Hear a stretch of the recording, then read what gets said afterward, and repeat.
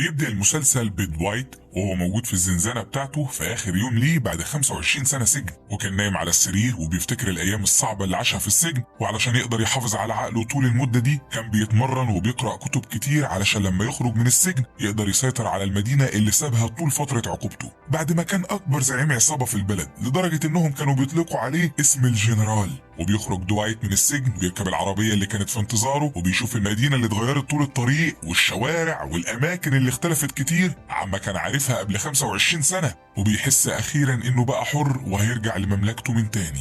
ومع الوقت بيوصل للقصر بتاع صديقه بيت اللي يعتبر بقى رئيس العصابة لما دوايت دخل السجن. وأول ما بيدخل المكتب بيلاقي كل أفراد العصابة في انتظاره وبيرحبوا بيه كلهم وهم فرحانين برجوعه من تاني. وبيسلم عليه تشيكي ابن بيت وفينس صديق تشيكي وبيطلبوا منه يرتاح، لكن ساعتها دوايت بيلاحظ ان مايك وماريو واقفين وراه وبيحس بالغدر وبيتعصب عليهم وبيعرفهم انه مش هيبقى مرتاح الا لما كلهم يبقوا قدامه، وبيضطروا يسمعوا كلامه. وبيعتذر له صديقه بيت وبيطلب منه يقعد قدامه، وبيبدأ تشيكي يتكلم معاه وبيستغرب دوايت وبيسأل بيت هو ليه تشيكي بيتكلم معاه رغم انه مش رئيس العصابة. وهنا اكتشف ان كل حاجة اتغيرت في غيابه وان تشيكي بقى يعتبر هو اللي مسيطر على العصابة بعد ما ابوه كبر في السن.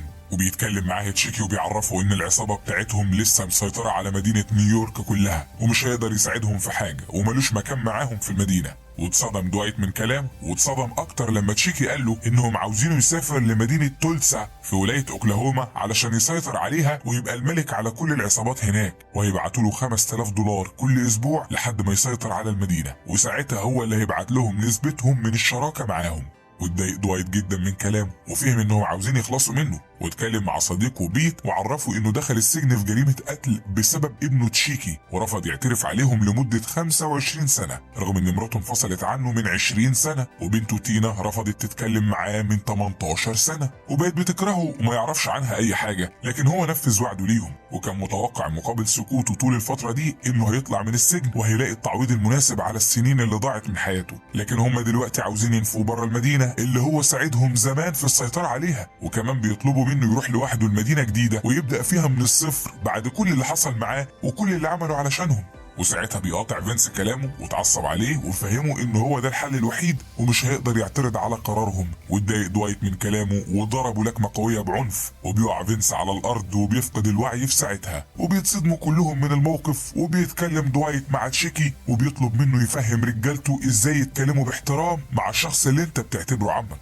ولما بيفهم ان فعلا ما عندوش حل تاني وانه هيضطر يدخل في حرب معاهم لو رفض يسمع كلامهم، بيضطر يوافق على قرارهم وعرفهم انه هيروح للمدينة لوحده لكن قريب قوي هيبقى الملك عليها. وخرج من المكتب وهو متضايق وقرر يروح لمدينة تولسا ويبدأ في السيطرة عليها. ومع الوقت بيوصل للمدينة، وأول ما بيخرج من المطار بيركب التاكسي وبيطلب من السواق يوصله لأقرب فندق. وفي الطريق بيتكلم معاه وبيعرف ان اسمه تايسون وبيسأله عن كل حاجة بيشوفها في المدينة، وبيبدأ تايسون يعرفه المدينة وكل حاجة فيها لحد ما بيوصلوا الماركت في وسط الصحراء. وساعتها دوايت بيطلب منه يقف بالعربية وبيسأله عن المكان ومين العصابة اللي مسيطرة في المدينة. واستغرب تايسون من كلامه وفهمه ان العصابات اللي في المدينة قليلة وبتشتغل في المخدرات والسرقة ومش بيسيطروا على مناطق معينة فيها ومفيش حد منهم مشهور. وبيفرح دوايت من كلامه علشان بالطريقة دي مهمته هتبقى اسهل. وبيعرف من تايسون ان الماركت بيبيع المخدرات وبيديله فلوس وبيطلب منه يستناه لحد ما يخرج من الماركت. واول ما بيدخل بيتكلم معاه الحارس وبيسأله لو كان هيعمل مشكلة، لكن دوايت بيعرفه انه غريب عن المدينة ومش هيعمل اي مشاكل. وبيتكلم معاه الشخص اللي واقف على البار وبيسأله عن طلبه، لكن بيتفاجئ بدوايت وهو بيسأله عن رئيس المكان. وبيتوتر الشاب جدا من طريقته وبيعرفه ان رئيس المكان اسمه بودي وموجود في المكتب بتاعه. ولما دوايت بيطلب من الحارس ينادي على بودي بيصوب بالصاعق على دوايت وبيطلب منه يخرج من المكان والا هيكهربه. وساعتها دوايت خرج من المكان وخد المج الجديد بتاع تايسون ودخل الماركت تاني وضرب الحارس بالمج في راسه ووقع على الارض وفقد الوعي. وبيخرج ساعتها بودي علشان يفهم ايه اللي بيحصل، وبيتصدم لما بيشوف دوايت قدامه وبيخاف منه جدا وبيفتكر انه جاي علشان يسرقهم. وبيتفاجئوا كلهم لما دوايت بيطلب من بودي يوريه السجلات والدفاتر والحسابات بتاعت المكان، وافتكروا انه تبع الشرطة، لكن دوايت عرفهم انه مش من الشرطة. ودخل مع بودي المكتب وشاف كل الحسابات على اللابتوب وعرف انه بيكسب مبالغ ضخمة من تجارة المخدرات. ولما سأله عن المكان اللي بيشيل فيه الفلوس بتاعته حاول بودي يخدعه وفهمه انه بيشيلها في البنك. لكن دوايت عرفه ان كلامه ده مستحيل، لانه لو حط الفلوس دي كلها في البنك المباحث الفيدراليه هتصادر كل فلوسه وهتبقى مشكله بالنسبه له، وخمن انه بيشيلها في خزنه في المكتب، وهدده انه هيكسر رجله دلوقتي حالا لو رفض يقول على مكان الفلوس. وفعلا طلع تخمينه صح، واكتشف ان بودي معاه $500,000 في الخزنه، وقرر يعمل معاه اتفاق ووعده انه هيحميه من رجال العصابات والشرطه، وهتبقى فلوسه دايما في امان مقابل 20% من الارباح بتاعته هياخدها منه كل اسبوع. وخد من الخزنه $100,000 بس، وسال بودي لو كان موافق على الصفقه. وساعتها بودي استغرب انه مش هيسرق كل الفلوس بتاعته، وحاول يعرف منه لو كان عنده اختيار يوافق ولا لا. ولما دوايت فهمه انه ما عندوش اختيار اتفقوا الاتنين على الصفقه. وبيخرج دوايت من الماركت وبيتكلم مع تايسون وبيديله فلوس كتير، وبيطلب منه يشتري عربية جديدة لونها اسود، وعرفه انه هيشتغل معاه من النهاردة مقابل $2,000 في الاسبوع. وساعتها فرح تايسون ورحب جدا بالشغل معاه. وبيوصل دوايت بعدها للفندق وبيسيب الشنطة بتاعته وبيروح لأقرب حانة، وبيدخل المكان بكل ثقة وبيتكلم مع الناس الموجودة وبيعزمهم على مشروب، وبيبدأ يكون صداقات جديدة. وتاني يوم بيتفاجئ بتايسون وهو داخل عليه بعربية قديمة، وبيفهمه انه حاول يشتري العربية اللي هو كان عاوزها، لكن صاحب المعرض لما شاف الفلوس اتكلم معاه بطريقة وحشة وافتكر انه تاجر مخدرات. وساعتها دوايت بيروح معاه للمعرض بتاع العربيات، وبيدخل لمكتب المدير وهو متضايق، وبيتكلم معاه المدير بكل احترام، وبيستغرب دوايت وبيفهم انه بيتعامل مع الناس على اساس المظهر، وبيضربه بعنف وبيعرفه انه هياخد عربية من المعرض وبخصم عالي كمان. وبيخاف منه المدير جدا وبيضطر يوافق على كلامه. وبيرجع دوايت بعدها للحانة، وبيدور حوار بينه وبين ميتش صاحب الحانة،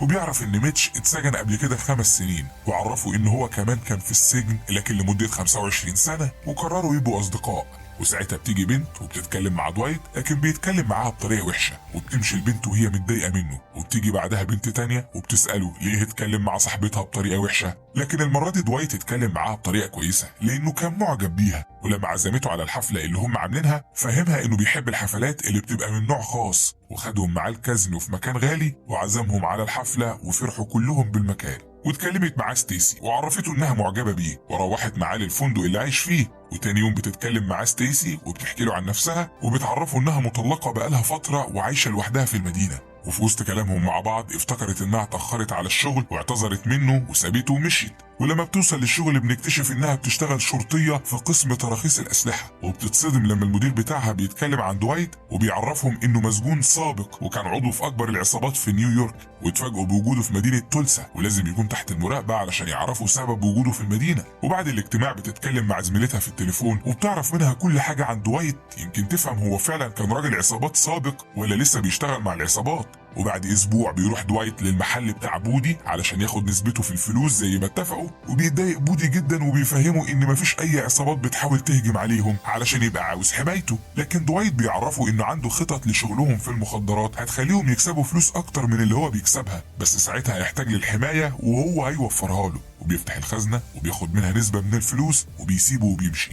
ولما بيرجع البيت بيديله ستيسي وبيفرح جدا لما بيشوفها تاني، لكن بيتفاجئ بيها وهي بتقول له انها لما شافته اول مره كان لازم تقول له انها بتشتغل شرطيه في قسم تراخيص الاسلحه، لكن هي برضه ما كانتش تعرف انه راجل عصابات. وفهمته ان المباحث الفيدراليه بيتابعوا الملف بتاعه علشان يعرفوا هو ليه موجود في مدينه تولسا. واتصدم دوايت من كلامها وعرفها انه موجود في مدينه تولسا لان مفيش اي حد يعرفه في نيويورك، وحتى بنته بقالها 18 سنه مش بتتكلم معاه لانه ما كانش عاوزها تيجي تزوره في السجن وتشوفه وهو في الظروف دي. واتأثرت ستيسي بكلامه وفهمته انها مش هتقدر تساعده لو عمل اي مشكله، وعرفها دوايت انه ما كانش متوقع مساعدتها. وتاني يوم بيروح دوايت مع بودي وتايسون للمزرعه بتاعت جيمي تاجر المخدرات اللي كان بودي بيشتري منه دايما. واول ما بيوصلوا للمزرعه بيتكلم معاهم باولو ابن عم جيمي بطريقه وحشه، وكانت هتحصل مشكله بينه وبين دوايت، لكن ساعتها بيجي جيمي بسرعه وبيقدر يسيطر على الموقف، وبيقعدوا كلهم مع بعض وبيتكلم جيمي مع دوايت وبيفهمه انه مش هيقدر ينزل لهم في السعر، لكن دوايت بيفهمه انهم هياخدوا منه المخدرات بكميات اكبر بكتير من اللي كان بودي بياخدها منه، وقدر يقنعه بالسعر المناسب واتفقوا الاتنين على الصفقه. وبيرجع دوايت بعدها للفندق، وبعد تفكير كتير بيقرر يتصل ببنته تينا، وبيرد على التليفون جوزها ايموري، وبيتصدم لما دوايت بيقول له انه ابوها لان جوزها عمره ما شافه قبل كده، واعتذر له وفهمه ان تينا مش عاوزه تتكلم معاه. وساعتها دوايت طلب منه يقول لها انه بس عايز يسمع صوتها، ووافقت تينا على طلبه وردت على دوايت وفهمته انه كده سمع صوتها، وطلبت منه ما يتكلمش معاها تاني وقفلت المكالمه. وفي نفس الوقت ده كانت ستيسي مع بقيه الفريق بتاعها وموجودين عند بيت جون اللي كان بيشتغل مع اكبر عصابه في مدينه تولسا، لان في بلاغات كتير اتقدمت ضده، بعكس رئيس العصابه بتاعته اللي مفيش اي بلاغ اتقدم ضده لان كل الناس كانت بتخاف منه. وبيحاول رجال الشرطه انهم يقنعوه يسلم نفسه، لكن بيجي كيل رئيس العصابه وبيتكلم معاه من بعيد قدامهم وبيعرفوا ان مفيش عنده حل تاني. وساعتها جون حسم امره وسمح للكلاب بتاعته تخرج من البيت، وبعدها فجر البيت كله وهو فيه ومات منتحر قدام كل رجال الشرطه. وبيكون دوايت ساعتها في المطعم وبيتفاجئ لما بيشوف حصان ماشي في الشارع، وبيتعرفوا نادلة ان الحصان ده عجوز وموجود في المدينة من زمان ومش بيحب الحياة البرية وبيمشي دايما وسط الناس ونادر لو حد قدر يسيطر عليه. وبيستغرب دوايت من كلامها وبيروح بعدها مع تايسون علشان يتعلم السواقة علشان يقدر يطلع رخصة بسبب الفترة الطويلة اللي قضاها في السجن. ومع الوقت بيوصلوا للمكان بتاع بودي، وهناك بيعرفوا انه عامل حفلة فيها ناس كتير وكلهم بيشربوا المخدرات. وبيتكلم دوايت مع بودي وبيعرف منه ان في نوع جديد من المخدرات بيتنقل عن طريق الاسطوانات زي الغاز وبيبقى موجود في البالونات وبيكسبوا منها فلوس كتير جدا. وبيمشي من عنده وبيروح لصديقه ميتش في الحانة وبيعرض عليه موضوع المخدرات اللي قال له عليها بودي وانهم يبيعوها في الحانة بتاعته ويكسبوا هم كمان فلوس اكتر. وبيوافق ميتش على كلامه وبيتفقوا على كده. وبيخرج دوايت من المكان وبيركب العربية مع تايسون علشان يكمل رحلته في تعليم القيادة. وبيكون ساعتها في شخص بيراقبه من بعيد ومتوتر جدا وكأنه شاف كابوس. ومع الوقت بيوصل دوايت لمركز شرطة المرور وبيركب معاه الشخص اللي هيشرف على اختبار القيادة وبيعرفه ان اسمه بول. وبيبدأ دوايت يتحرك بالعربية وبيسمع كلام بول وبيمشي في الطريق بالسرعة المطلوبة. واول ما بيوصلوا للإشارة بيقف دوايت بالعربية، وساعتها بيتفاجئوا بشخص ملثم بيحاول يصوب عليهم المسدس، لكن دوايت بينقذ بول وبيطارد الشخص ده بأقصى سرعة وبتستمر المطاردة لوقت طويل.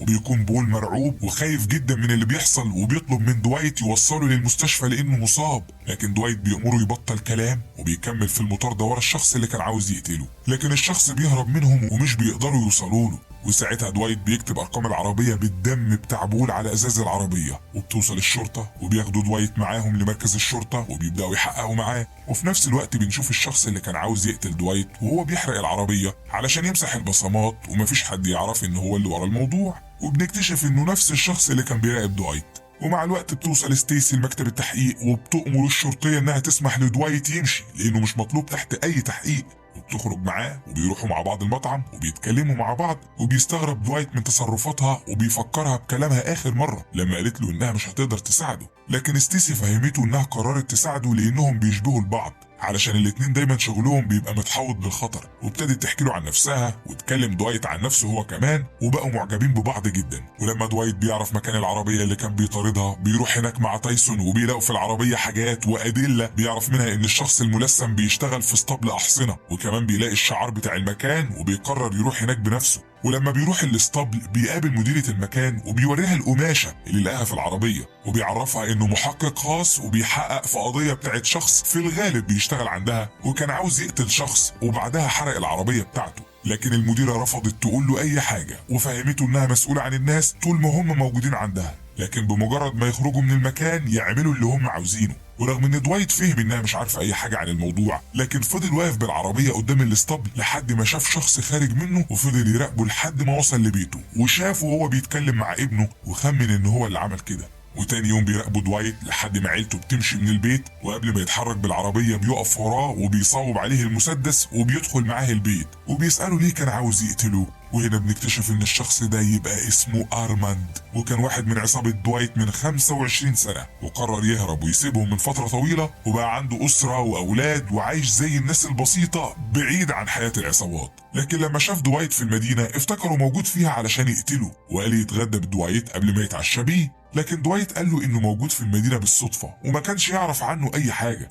واستغرب ارماند من كلامه وقال له ان بيت دفع لقاتل مأجور في السجن علشان يخلص منه، وهو كان فاكر انه جاي المدينة علشان ينتقم منهم كلهم. واتصدم دوايت لما عرف ان بيت كان عاوز يقتله، وفهمه انه هيسامحه لكن بشرط واحد، وأمره يبعت له كل شهر $300 لمدى الحياة كتعويض عشان حاول يقتله. واضطر ارماند يوافق علشان فهم ان ما عندوش حل تاني. وبيروح دوايت بعدها للحانة بتاعت ميتش وكان معاه بودي والاسطوانات بتاعت الغاز اللي فيها المخدرات، وبيعرفهم هيعملوا ايه وازاي هيبيعوا المخدرات في الحفلات، وبيوافقوا كلهم على كلامه. وفي نفس اليوم بالليل بيروحوا لأول حفلة هيبيعوا فيها المخدرات والموضوع بينجح معاهم، وبيجي مجموعة من رجال العصابات وبيطلبوا منهم يمشوا من المكان لأن هم اللي مسؤولين عن بيع المخدرات فيه، لكن تايسون بيرفض وبيعرفهم إنهم بيبيعوا مخدرات في المكان اللي هم عاوزينه ومحدش هيقدر يمنعهم. وساعتها رجال العصابات بيمشوا من قدامه وبيروحوا للرئيس بتاعهم، واللي صادف انه كيل رئيس اكبر عصابه في المدينه، وكانوا بيطلقوا عليها عصابه الدراجات الناريه لانهم كانوا بيتحركوا لاي مكان بالموتوسيكلات.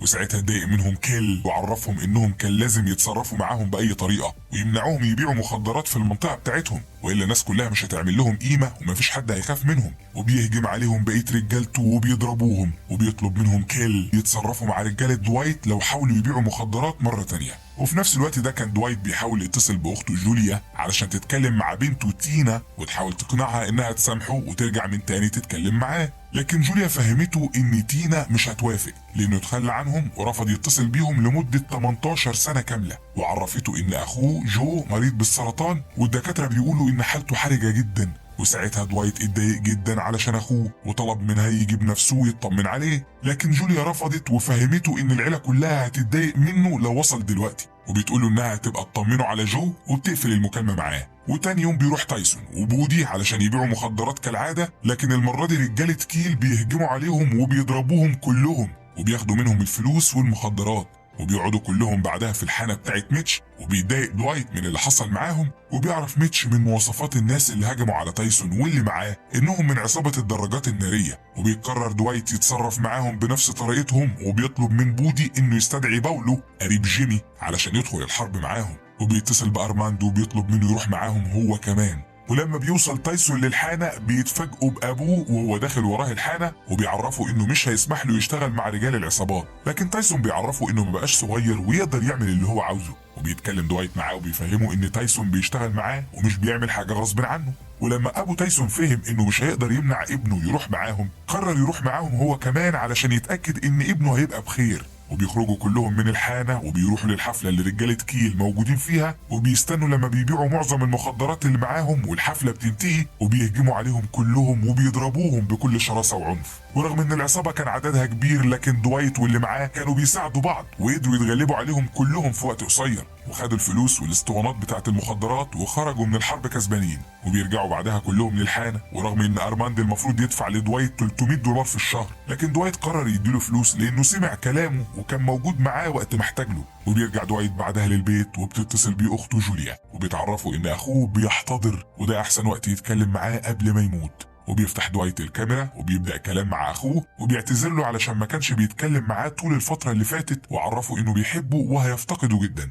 وتاني يوم بيجهز دوايت وبيروح على اول طيارة لنيويورك، وبيدخل بيت اخوه وبيلاقي اخته جوليا هناك وكل عيلته وبيعزيهم في موت اخوه. وبعدها بيقف قدام النعش ومش بيتحمل يشوف اخوه ميت قدامه، وساعتها بيشوف بنته تينا وبتتصدم لما بتشوفه قدامها وبترفض تتكلم معاه. وبيخرج دوايت من البيت وبيتكلم مع جوليا عن بنته وان نفسه يتكلم معاها، وبتنصحه جوليا يحاول مرة تانية واكيد مع الوقت هتنسى اللي حصل وهترجع تكلمه من تاني. وبيروح دوايت بعدها الفندق في المدينة وبيتصل بيه تشيكي وهو متضايق منه علشان رجع مدينة نيويورك من غير ما يبلغه قبلها. واستغرب دوايت من كلامه وفهمه ان اخوه مات وكان لازم يحضر العزاء، لكن تشيكي فهمه ان ابوه بيت هو اللي يعتبر اخوه الوحيد، وعرفه ان بيت مريض وموجود في المستشفى وطلب منه يحضر علشان يزوره في المستشفى. ووافق دوايت وعرفه انه هيكون عنده اول ما يخلص اللي بيعمله.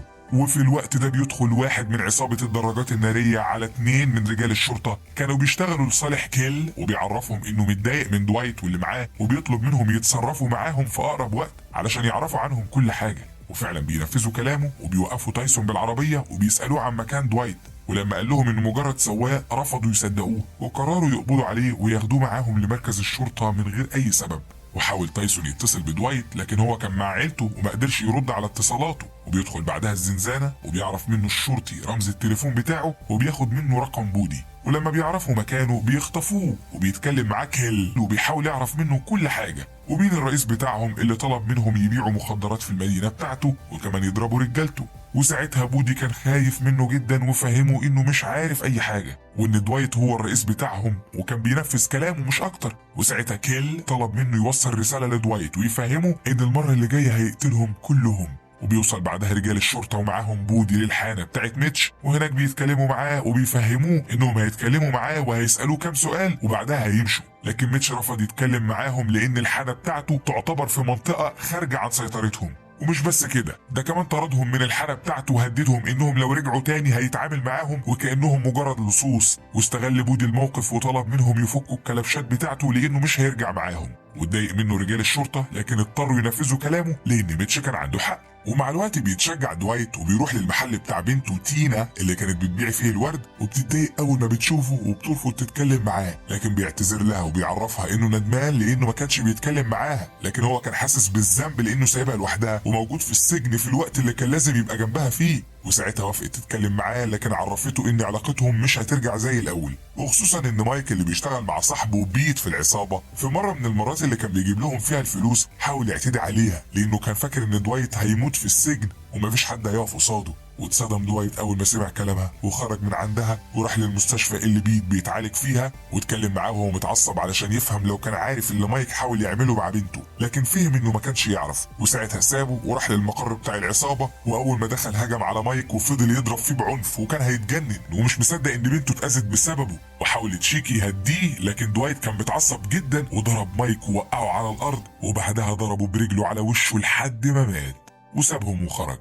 وتاني يوم بتجتمع ستيسي وزميلها مع واحدة من المخبرين اللي تبعهم اسمها روكسي، وكانت بتشتغل في الاسطبل مع أرماند، وفي نفس الوقت بتشتغل مع عصابة الدراجات النارية وبتبلغ الشرطة بكل حاجة، لأن كيل زعيم العصابة كان بيشتغل في المخدرات وكمان تجارة السلاح، وده كان أساس اهتمامهم بيه بحكم شغلهم في قسم تراخيص الأسلحة والذخيرة. وعرفتهم إن كيل اتورط في الفترة الأخيرة مع عصابة جديدة زعيمها اسمه دوايت. واتصدمت ستيسي من كلامها وحاولت تداري على كلامها علشان دوايت ما يدخلش في مشكلة، لكن زميلها كان مهتم بالموضوع وحب يعرف كل حاجة عن دوايت علشان يبلغها للمباحث الفيدرالية وتتصرف معاه بنفسها. وفي نفس الوقت ده بيكون بيت في القصر بتاعه بعد ما خرج من المستشفى، وكان بيتكلم مع ابنه بقية العصابة وهو متضايق علشان اللي مايك حاول يعمله مع بنت دوايت، لكن تشيكي كان معترض على كلامه وفهمه ان اللي دوايت عمله ما ينفعش يعدي بالساهل والا هيبقى خطر عليهم بعد كده. وساعتها بيت اتعصب عليه وضربه وعرفه ان دوايت راجل عصابات لكن عنده مبادئ، ولو كان هو زعيم العصابة مستحيل مايك يعمل اللي عمله وهو ما يعرفش. وبيروح دوايت ساعتها لبنته تينا وبيعرفها ان مايك مات بسبب اللي عمله معاها لانه ما كانش هيقدر يسيبه عايش بعد ما عرف انه كان هيعتدي على بنته. واتصدمت تينا من كلامه وفهمته انها هتبقى في خطر بسببه، لكن دوايت اكد لها ان بيت مستحيل يأذيها ولو كان هيعمل حاجة فاكيد هيعملها معاه هو مش مع بنته، وعرفها انه بيحبها ومهما عملت هتفضل بنته اللي بيحبها ومش عاوز اي حاجة من الدنيا غير انها تبقى سعيدة، واكيد هيفضل يحميها لو احتاجته في اي وقت. وبتتأثر تينا من كلامه وبتقرر تديله فرصة تانية وتتكلم معاه زي زمان. وبيرجع دوايت بعدها لمدينة تولسا من تاني وبيتكلم معاه تايسون وبيحكي له على كل حاجة حصلت معاه، وبيروح بعدها للحانة بتاعت ميتش وبيحكي له على بقية القصة وكل حاجة حصلت مع بودي. وفي الوقت ده بتتكلم المخبرة روكسي مع أرماند وبتعرفوا إن كيل طالب إنه يقابل دوايت علشان يتفاوضوا مع بعض ويوصلوا لحل للمشاكل اللي بينهم. وكان بودي ساعتها موجود في بيته وبيتفاجئ برجال الاف بي اي وهم موجودين قدام البيت، ولما بيفتح لهم الباب بيعرفوا منه مكان شغله وبيروحوا هناك وبيفتشوا في كل مكان لكن مش بيلاقوا اي حاجة. ومع الوقت بيروح دوايت ومعاه ميتش علشان يقابلوا كيل وبيتفاجئوا بيه وهو بيتكلم معاهم وكأن المدينة كلها بتاعته والمفروض انهم ياخدوا منه الاذن قبل ما يبدأوا شغل في اي حاجة ممنوعة. وساعتها دوايت اتضايق من كلامه وكلمه بنفس طريقته وعرفه ان المدينة مش بتاعت حد فيهم، ولو عاوز يعمل اي حاجة هيعملها ومستعد للحرب مع اي حد يقف قصاده. واتصدم كيل من رد فعله لكن دوايت ما اهتمش لرأيه وسابه ومشي. واستغرب ميتش من كلامه مع كيل وعرفه انه كان فاهم انهم اتقابلوا علشان التفاوض، لكن دوايت قال له انه طول عمره ما بيعرفش يكون دبلوماسي. وبيرجعوا بعدها مع بعض للحانة وبيتفاجئوا لما بيشوفوا بودي وهو داخل عليهم وبيقول لهم اللي حصل وان رجال الاف بي اي اتكلموا معاه وراحوا المحل بتاعه وخدوا كل فلوسه اللي هناك. وساعتها دوايت طلب من ميتش يجيب له فلوسه واتصدم بودي من الموقف. وهنا بنكتشف ان دوايت وصل للماركت بتاع بودي قبل المباحث الفيدرالية وخد كل الفلوس اللي هناك وساب لهم السيجار بتاعه في الخزنة. وبيفرح بودي جدا لما بيعرف ان كل فلوسه في امان لدرجة انه بيحضن دوايت وبيقعدوا كلهم وهم فرحانين لانهم بخير رغم كل اللي حصل معاهم. وبيروح دوايت بعدها للمطعم ولما مش بيلاقي الحصان اللي كان بيشوفه دايما بيسأل عليه النادلة وبتعرفه ان القسم المسؤول عن الحيوانات خده من الشارع لانه تسبب في اكتر من حادثة خلال الفترة اللي فاتت. وبيتضايق دوايت لانه كان بيحب الحصان، واتضايق اكتر لما البنت قالت له ان هي كمان هتضطر تسيب الشغل لان المطعم بيقلل الموظفين علشان التكلفة بقت كتير. وساعتها عرف ان اسمها سبنسر، وعرض عليها تشتغل مع ارماند في اسطبل الحيوانات، وبياخدها معاه للمكان اللي موجود فيه الحصان وبيشتريه من رئيس المكان، وبياخده معاه للاسطبل، وبيقول لسبنسر ان شغلها من دلوقتي انها ترعى الحصان وتحافظ عليه، وهيبقى يجي يزورهم من وقت للتاني. وبتفرح سبنسر جدا لانه وفر لها فرصة عمل وكمان في المكان اللي بتحبه. وفي نفس اليوم بالليل بتوصل تينا وجوزها ايموري للبيت، وبيسيبهم علشان يركن العربية في الجراج، لكن وهو راجع بيهجم عليه تشيكي وبيضربه بعنف وبيكسر ايده لحد ما بيفقد الوعي وبيسيبه ويمشي. وكان دوايت ساعتها في الحانة مع ميتش، وبيعرض عليه انهم يبقوا شركاء في الحانة ويحولوها لكازينو ضخم، لكن في وسط كلامهم بيتفاجئوا بشخص بيضرب عليهم نار من بندقية خارج الحانة، وبيخرجوا الاتنين مع بعض من الباب الخلفي وبيصوبوا عليه الأسلحة وبيقتلوه في ساعتها. وهنا بيكتشفوا انه تبع عصابة الدراجات النارية، وان كيل هو اللي بعته عشان يخلص منهم. وبيحفروا الاتنين في الارض الزراعية بعيد عن الحانة وبيدفنوه، وبياخدوا الجاكيت بتاعه علشان يبعتوها لكيل ويوصلوا له عن طريق الجاكيت رسالة انهم هيقتلوا اي حد هيبعتوا ليهم. وبتيجي بعدها مكالمة لدوايت من بنته تينا، وبتعرفوا اللي حصل مع جوزها وانها خايفة جدا وحاسة ان اللي عمل كده بيت ورجالته، لكن دوايت بيحاول يطمنها وبيفهمها انه هيتصرف، وبيعرض عليها تيجي تعيش معاه في مدينة تولسا لانها جنبه هتبقى في امان اكتر، وعرفته انها هتفكر في الموضوع لما ايموري يبقى بخير. وتاني يوم بيوصل جوني المساعد بتاع تشيكي لمدينة تولسا، وبيكون تايسون مستنيه في المطار ومعاه ارماند وبيرحبوا بيه، لكن جوني بيتصدم لما بيشوف ارماند لانه كان واحد منهم زمان لكن هرب من فترة طويلة. وساعتها ارماند فهمه انه بقى بيشتغل مع دوايت ومفيش حد منهم هيقدر يأذيه. وفي نفس الوقت ده كيل ورجالته كانوا مستغربين ان زميلهم اللي بعتوه يقتل دوايت لسه ما وصلش لحد دلوقتي، وبيتفاجئوا بواحد منهم بيدخل بكرتونة كانت موجودة قدام المكان، واتصدموا لما فتحوا الكرتونة ولقوا فيها الجاكيت بتاعه. واللي اتصدمت اكتر ساعتها كانت روكسي لان الشخص اللي مات كان حبيبها، وبتخرج من المكان وبتتصل بستيسي وبتحكي لها على اللي حصل، وبتتصدم ستيسي هي كمان وبتطلب انها تقابلها فورا. ومع الوقت بيوصل جوني للحانة، واول ما بيشوفوا دوايت بيتكلم معاه وهو متضايق علشان كان عارف ان تشيكي هو اللي ضرب ايموري جوز بنته، لكن جوني ما كانش يعرف اي حاجة وفهم ان تشيكي عمل كده من وراهم.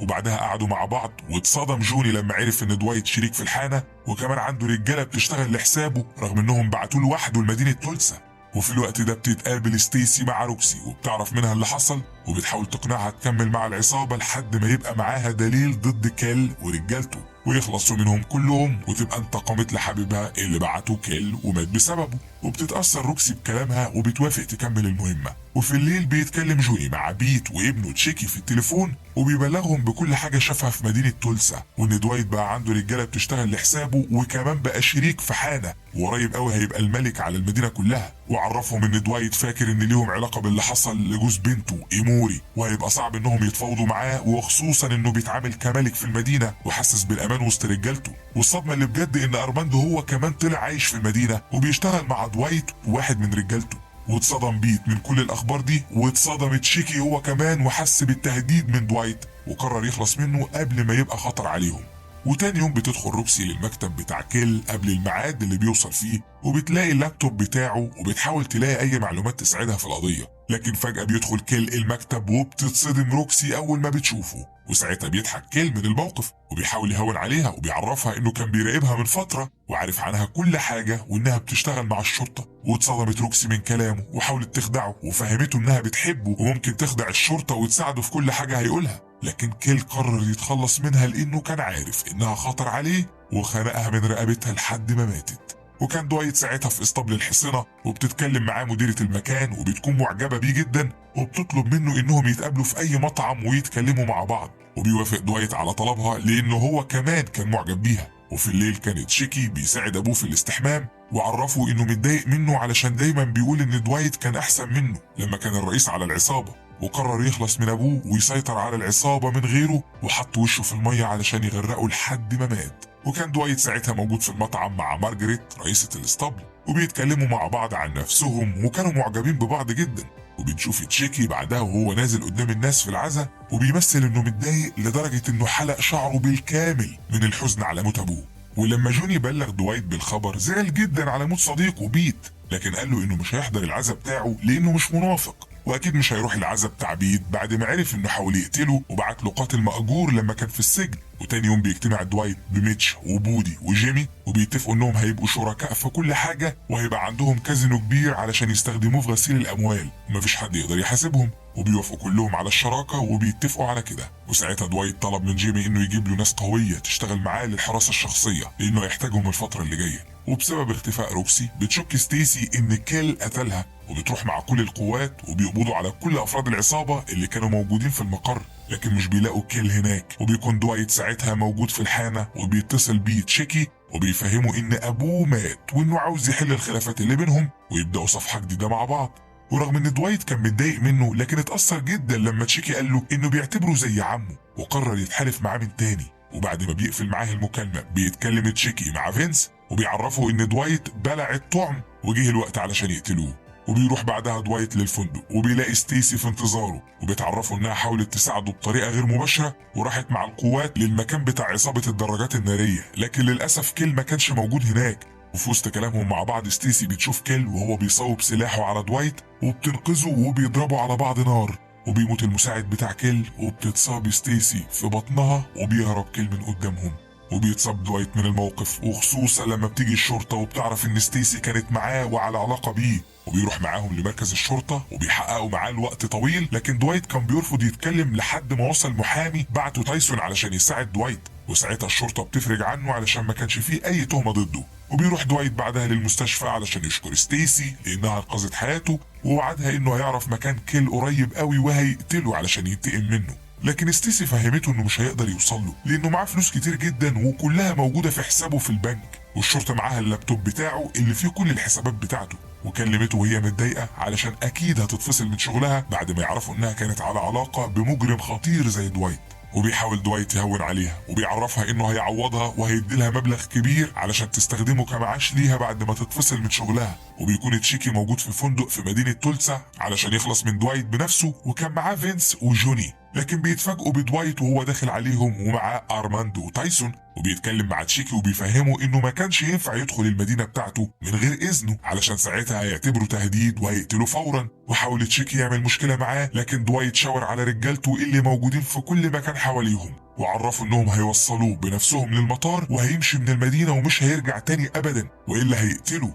ولانه كان بيحب جوني زي اخوه فعرض عليه انه يشتغل معاه ويبطل شغل مع تشيكي. وساعتها جوني وافق فورا لما فهم ان دوايت بقى اقوى بكتير من الاول ويقدر يسيطر على تشيكي بسهولة. وبيجتمع دوايت بعدها في الحانة بكل افراد العصابة بتاعته وبيقول لهم على الفلوس الكتير اللي عرف من ستيسي انها مع كيل، وانه قرر يسرق كل فلوسه قبل ما الشرطة تقبض عليه وتتحفظ على الفلوس بتاعته. وبدأ يقول خطاب عظيم قدامهم وفهمهم ان الدنيا مش بتساعد الشخص اللي بيفضل يقول انا عاوز انا عاوز، لكن بتساعد الشخص اللي بيتحرك من مكانه وبيقاوم بكل قوته لحد ما يوصل للي هو عاوزه. وبيروح بعدها مع تايسون لبيت بودي لانه كان بيفهم في البرمجة وبيطلب منه يهكر اللابتوب بتاع كيل ويحول كل الفلوس من حسابه لحسابهم. وبيوافق بودي وفعلا بيقدر يحول 8 مليون دولار كاملين من حساب كيل لحسابهم الشخصي. وبيتصدم كيل لما بيعرف اللي حصل وبيرمي اللابتوب على الارض وكان هيتجنن. وبعدها بيوصل ظرف لستيسي موجود فيه فلاشة وجواب من دوايت بيقول لها فيه انه نفذ وعده ليها وعوضها عن الوظيفة اللي خسرتها بسببه. ولما بتحط الفلاشة على اللابتوب بتاعها بتتفاجئ انه حول لحسابها مليون دولار.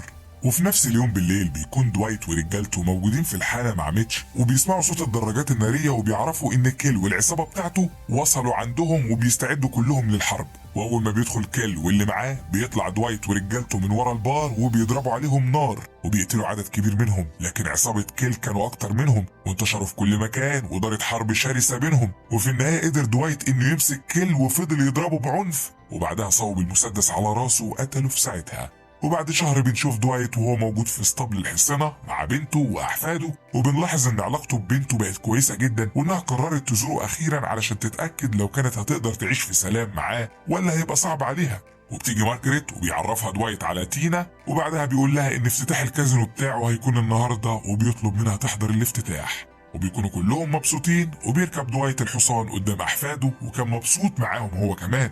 وفي نفس اليوم ده بتخرج ستيسي من المستشفى وبتتكلم مع القادة بتوعها وبيعرفوها ان عندها فرصة ترجع الشغل من تاني، وفي المقابل تسلمهم دوايت متلبس بقضية علشان يخلصوا منه هو كمان. وبيجي وقت الافتتاح وبيغني ميتش على المسرح قدام كل الناس، وبعدها بيتكلم معاهم وبيقول لهم ان الفضل في كل حاجة وصلوا لها يرجع لدوايت، لانه اكتر شخص ساعدهم ووقف معاهم لحد ما قدروا يحققوا احلامهم اللي كانوا فاكرين انها مستحيلة. وبيتكلم واحد منهم مع دوايت وبيعرفوا ان في واحده مستنياه بره الكازينو، وبيستغرب دوايت، ولما بيخرج بيفرح ان ستيسي وصلت بنفسها علشان تحتفل معاه بالافتتاح. وبيتفاجئ بعربيات الشرطه وهي بتقرب، وبينزل منها مجموعه كبيره وبيتكلم معاها الرئيس بتاعها وبيوريه الفلاشه اللي اداها لستيسي، وعرفه انه مطلوب القبض عليه لانه حاول يرشي شرطيه. واتصدم دوايت من الخبر وفهم ان ستيسي قررت تضحي بيه علشان تقدر ترجع شغلها، وركب معاهم العربية وهو مش مصدق اللي هي عملته رغم انه كان بيساعدها. وبتيجي تينا وبتسأله عن اللي بيحصل، لكن دوايت بيعتذر لها وبيعرفها ان الثقة بالناس ممكن تكلفك حياتك. وانتهى الموسم الاول من المسلسل، ويا رب يكون عجبكم، واللي حابب يتابعنا ويشوف بقية الافلام يشترك ويفعل الجرس.